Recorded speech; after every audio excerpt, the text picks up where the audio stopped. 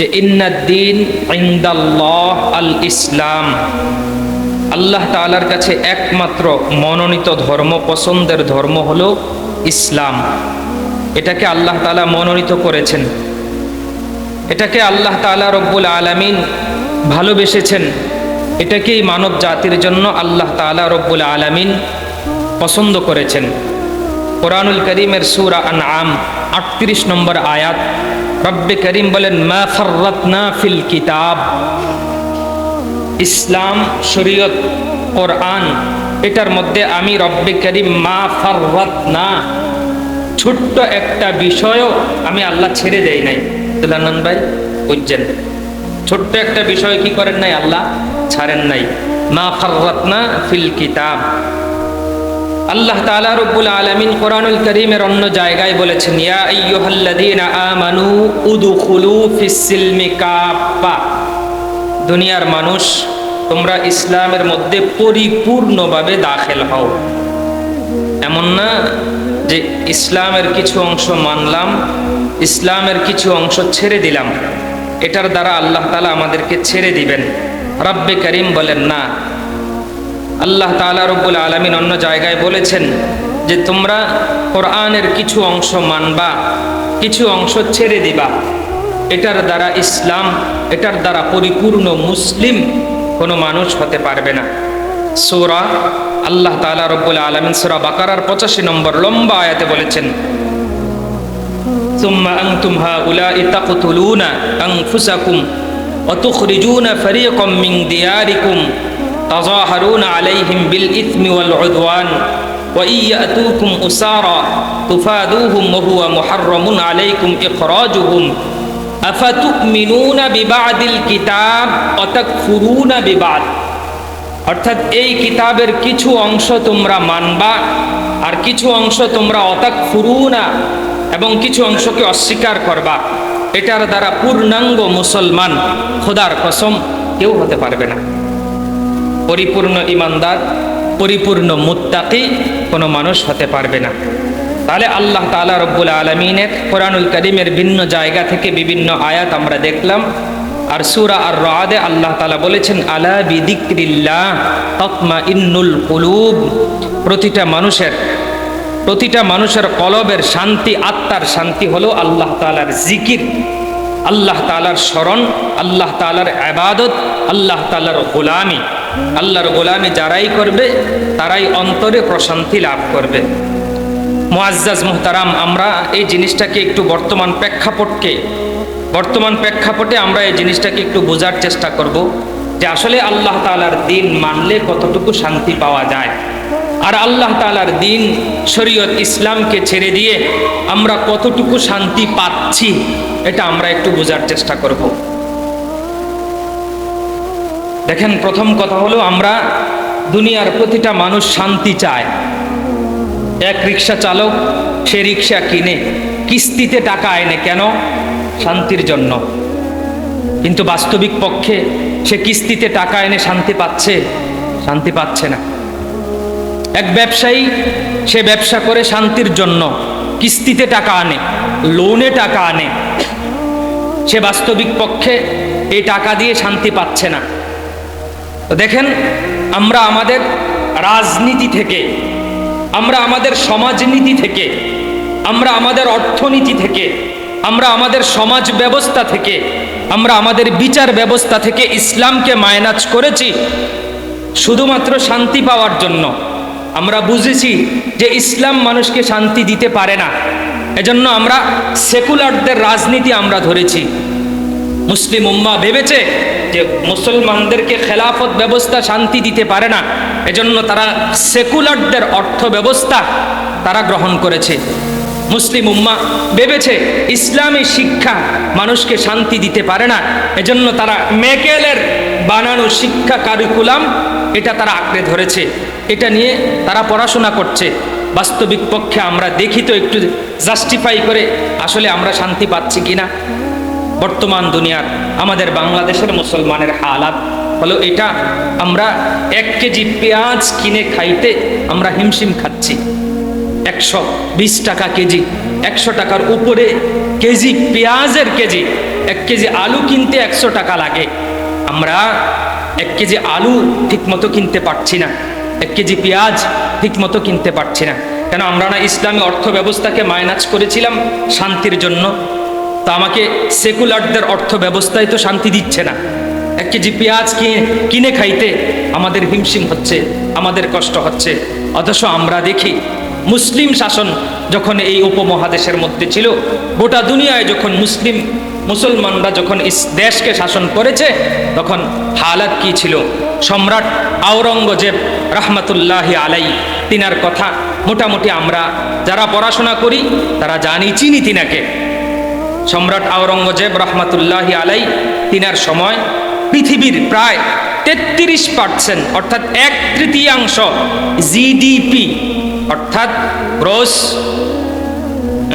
Gross Democratic product অর্থাৎ দেশের total income যেটা জিডিপির উপরে ডিপেন্ড করে, ওই জিডিপি সম্রাট আওরঙ্গজেবের সময় গোটা পৃথিবীর মধ্যে 33% জিডিপি আসতো ভারত উপমহাদেশের।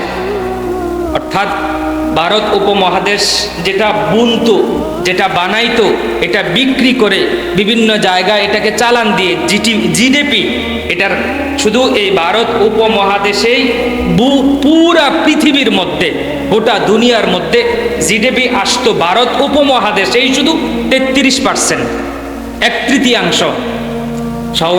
সম্রাট আওরঙ্গজেবের সময় ভারত উপমহাদেশে তো 33% জিডিপি আসতো ভারত উপমহাদেশের দ্বারা। তার মাঝখানেও বাংলাদেশ, ভারত, পাকিস্তান এটা মিলেই তো ভারত উপমহাদেশের। কিন্তু এটাকে ছাড়া এই 33% থেকেও বাংলা, বিহার, উড়িষ্যা এই তিনটা এলাকা মিলে যে একটা উপদেশ ছিল বা যে একটা জায়গা ছিল, এরিয়া ছিল, শুধু ওই এরিয়াতেই আসতো 17 থেকে 27% জিডিপি। এই দুইটা 17 থেকে 27% বাংলাদেশ, বাংলা, বিহার, উড়িষ্যা এই তিনটা মিলে এই 27% জিডিপি আসতো সম্রাট আওরঙ্গজেবের সময়। আমরা এখন আমাদের রোলস মডেল মনে করি ব্রিটেনকে, আমরা এখন আমাদের রোলস মডেল মনে করি আমেরিকাকে। খোদার কসম, যখন গোটা পৃথিবীর মধ্যে 33% জিডিপি আসতো ভারত উপমহাদেশের, তার মধ্যে 27%ই শুধু আমাদের এই বাংলায়, আমাদের এই ঢাকাতে, যেখানে পৃথিবীর মধ্যে বিখ্যাত কাপড় বোনা হতো, মসলিন কাপড়, যেটা পৃথিবীর মধ্যে বিশ্ববিখ্যাত কাপড় ছিল, যেটা এটা আমাদের ইতিহাস ছিল, এটা আমাদের গৌরবোজ্জ্বল ইতিহাস ছিল। ব্রিটেন, আমরা যখন 33% জিডিপি অর্জন করি, ব্রিটেন তখন মাত্র 17% জিডিপি আনতে পারত। ব্রিটেন আমাদের কাছে তখন ভিক্ষা চাইতো, ব্রিটেন আমাদের কাছে তখন হাত পাতত, ব্রিটেন আমাদের কাছে রোলস মডেল ছিল না। আজকে আমরা আমাদের রোলস মডেল ব্রিটেনকে বানিয়ে নিয়েছে। মুআজ্জাজ মুহতারাম সম্মানিত হাজরিন, দেশের পৃথিবীর যে টোটাল ইনকাম, এই টোটাল ইনকামের মধ্যে 100%-এর মধ্যে 1/3 33% এটাই ছিল ভারত উপমহাদেশের হাতে। ভারত উপমহাদেশের হাতে আমাদের মসলিনের যেই কাপড়গুলো ছিল, আমরা জানি যে সম্রাট শাহজাহানের সময় ব্রিটেনের যে নারী ছিল, তার ব্রিটিশ সাম্রাজ্য, আমরা জানি যে ব্রিটিশ সাম্রাজ্যের সূর্য কখনো ডুবে না, এটা আমরা বুঝি জানি। কিন্তু আমাদের এই বাংলার, আমাদের এই ঢাকার মুসলিমের কাপড়, ব্রিটেনের নারী, ব্রিটেনের যে রানী ছিল, ওই রানীও তার গায়ে যদি ঢাকার কাপড় পরতে পারত, আমাদের বাংলাদেশের কাপড় পরতে পারত, তাহলে সে গর্ববোধ করত যে আমার গায়ে ঢাকার কাপড় আছে, আমার গায়ে মুসলিমের কাপড় আছে। আমরা আমাদের সেই হারানো ইতিহাস, আমরা আমাদের সেই হারানো ঐতিহ্য ভুলে গিয়েছি। দেখেন, এই দেশ যখন মুসলিম অধ্যুষিত এলাকা ছিল, ইংরেজরা তখনও এই দেশের মধ্যে সাম্রাজ্যবাদী কায়েম করতে পারে নাই। তখন ব্রিটেন আমাদের কাছে আসছে, ইংরেজ ইস্ট ইন্ডিয়া কোম্পানি আমাদের দেশে আসছে, এসে তারা আমাদেরকে ব্যবসা শেখানোর কথা বলে, তারা আমাদেরকে বিভিন্ন কথা বলে, তারা আমাদেরকে খুব ধোঁকা দিয়েছে।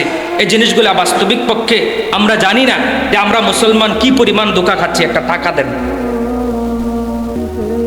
আমরা ইসলামী খেলাফত ব্যবস্থার মধ্যে আমাদের অর্থনৈতিক ব্যবস্থা ছিল জাকাত ভিত্তিক, কিন্তু ব্রিটেন এসে, আমেরিকা এসে, ব্রিটেন এসে আমাদেরকে অর্থনৈতিক ব্যবস্থা দিয়েছে সুদ ভিত্তিক।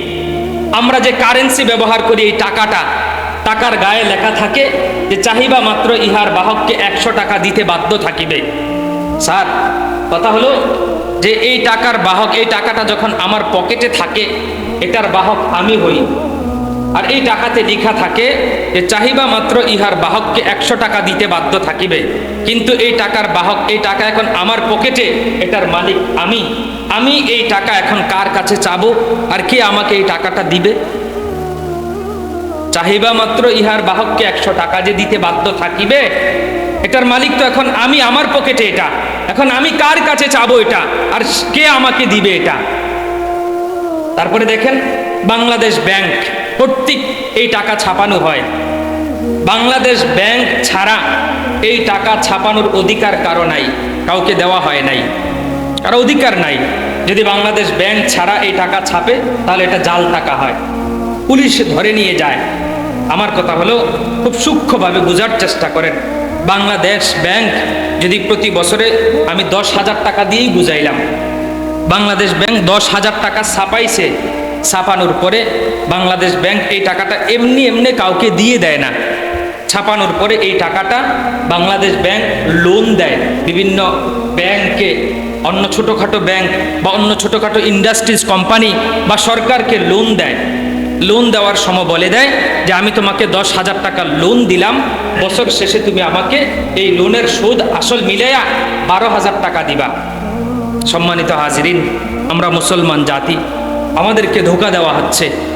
এই বাংলাদেশ, এই টাকা ছাপানোর একচ্ছত্র অধিকার রাখে বাংলাদেশ ব্যাংক। সে বছরে টাকা ছাপাইলই 10,000 টাকা, আর সেই 10,000 টাকাই সে লোন দিয়ে দিল। 1 বছরের মাথায়, 1 বছর পরে সে আমাদের কাছ থেকে চায় 12,000 টাকা। এই 2,000 টাকা আমি কোত্থেকে আনবো? বাংলাদেশ ব্যাংক ছাড়া কাউকে ছাপানোর অধিকারও দেওয়া হয় নাই। বাংলাদেশ ব্যাংক ছাড়া এই টাকা কেউ ছাপাতে পারবে না। সে আমাকে 10,000 টাকা দিল, 2,000 টাকা ছাপাইতে হলে তাকেই ছাপাতে হবে, কিন্তু সে টাকা না ছাপায়া নতুন করে 10,000 টাকা দিয়ে আমার কাছ থেকে সে 12,000 টাকা চায়। কোন যুক্তিতে? মুআজ্জাজ মুহতারাম হাজিরিন, এই 2,000 টাকা আমি তাকে দেব কোত্থেকে? তাহলে দেখেন 1 বছর গেল। 1 বছর যাওয়ার পরে আমার মালিকানায় ছিল, আমাদের দেশের সম্পদ ছিল 10,000 টাকা। এই 10,000 টাকা থেকে বাংলাদেশ ব্যাংক আস্তে করে 2,000 টাকার মালিক হয়ে গেল। যেটা রাষ্ট্রীয় সম্পদ ছিল 10,000 টাকা, এটা কমে হয়ে গেল 8,000 টাকা। দ্বিতীয় বছরে আরেকটু কমে যাবে, তৃতীয় বছরে আরেকটু কমে যাবে, চতুর্থ বছরে আরেকটু কমে যাবে। এক সময় হইতে হইতে এমনটা হবে যে পুরা 10,000 টাকা সুদে আসলে বাংলাদেশ ব্যাংক, এটার মালিক আমরা কিচ্ছুই না, আমাদের কিছুই নাই। আমাদেরকে ধোঁকা দেওয়া হচ্ছে, আমরা বুঝতেছি না। আমরা ইসলামকে মাইনাজ করে দিয়েছি, আমরা দিনকে মাইনাজ করে দিয়েছি, আমরা শরীয়তকে মাইনাজ করে দিয়ে সেকুলারদের রাজনীতি যখন আমরা ধরেছি, সেকুলারদের সমাজনীতি যখন আমরা ধরেছি, সেকুলারদের অর্থ নীতি যখন আমরা ধরেছি, খোদার কসম এই মুসলমান দিনের দিন অধপতনের দিকে যাচ্ছে। তাদের উন্নতির মুখ তারা আর কখনো দেখছে না, কখনো দেখছে না। মুআজ্জাজ মুহতারাম সম্মানিত হাজরিন, আমাদের বিশ্ববিখ্যাত ইতিহাস ছিল মসলিন কাপড়। আমাদের সেই ঐতিহ্য হারিয়ে গেল কোথায়? আমাদের সেই ঐতিহ্য গেল কোথায়? মুআজ্জাজ মুহতারাম, আমরা সম্রাট শাহজাহানের কৃতিত্ব একটা জানি যে তাজমহল, তাজমহল সম্রাট শাহজাহানের একটা কৃতিত্ব। আমরা এটা জানি যে বিশ্বের মধ্যে আশ্চর্যজনক 7টা জিনিস আছে, তার মধ্যে একটা হলো এই তাজমহল। এটা 1500 শতকের আগে, 1500 খ্রিস্টাব্দের আগে আমাদের ভারতবর্ষে সম্রাট শাহজাহান এই তাজমহল স্থাপনা করেছেন। এই তাজমহল বানিয়েছেন। আপনি চিন্তা করেন, আজকে 2023-24 সালে এসে 2025 সালে এসে আমরা যেই নতুন আইডিয়া পেয়েছি যে আমার বিল্ডিংকে হেফাজতের জন্য, আমার বিল্ডিংয়ের টেকসইর জন্য, আমার পিলারগুলো ছাড়া, বিল্ডিংয়ের পিলার ছাড়াও বাহিরে আরও কয়েকটা পিলার দিতে হয়, যেন ভূমিকম্প সে সহন করতে পারে, সহনশীল হতে পারে, ভূমিকম্প থেকে যেন আমার বিল্ডিংকে সে হেফাজত করতে পারে। এজন্য আমার এরিয়ার বাহিরেও আরো কয়েকটা পিলার করা হয় যেন ভূমিকম্প সইতে পারে। খোদার কসম, আজ থেকে 500 বছর পূর্বে সম্রাট শাহজাহান ইসলামী শাসন ব্যবস্থা কায়েম করেছিলেন। মুসলমানদের তার ঈমান ছিল, তার তাকওয়া ছিল। সে সেকুলারদের রাজনীতি করে নাই, সে সেকুলারদের অর্থনীতি মানে নাই, সে সেকুলারদের সমাজনীতি অনুসরণ করে নাই। সে স্মরণ করেছিল ইসলামী খেলাফত ব্যবস্থা, সে স্মরণ করেছিল কোরআনকে, সে স্মরণ করেছিল হাদিসকে। যেটা আমরা 500 বছর পরে এসে আবিষ্কার করেছি, সম্রাট শাহজাহান সেটা 500 বছর আগে তার তাজমহল নির্মাণের আমরা 4টা মিনার দেখি চারপাশে। এই 4টা মিনার বানানো হয়েছে ভূমিকম্প সহনীয় হিসাবে। মুআজ্জাজ মুহতারাম হাজিরিন, আমরা আমাদের ইতিহাস, আমরা আমাদের ঐতিহ্য ভুলে গিয়েছি। আমরা শান্তি খুঁজছি সেকুলারদের মধ্যে, আমরা শান্তি খুঁজছি ধর্মনিরপেক্ষতার মধ্যে। আমরা মনে করেছি আমেরিকা যেভাবে তার ব্যক্তি জীবন থেকে ইসলামকে মাইনাজ করে শান্তি খুঁজছে, জার্মান জাপান যেভাবে তার ব্যক্তি জীবন থেকে ইসলামকে মাইনাজ করে দিয়ে তারা শান্তি খুঁজছে, আমরা মনে করেছি আমরাও যদি আমাদের ব্যক্তি জীবন থেকে ইসলামকে মাইনাজ করে দিয়ে, আমাদের সামাজিক জীবন থেকে ইসলামকে মাইনাজ করে দিয়ে, আমাদের রাজনৈতিক জীবন থেকে ইসলামকে মাইনাজ করে দেই, তাহলে আমরাও মনে শান্তি পাবো। আমরা কতটুকু শান্তি পেলাম? আমরা কতটুকু শান্তি পেলাম?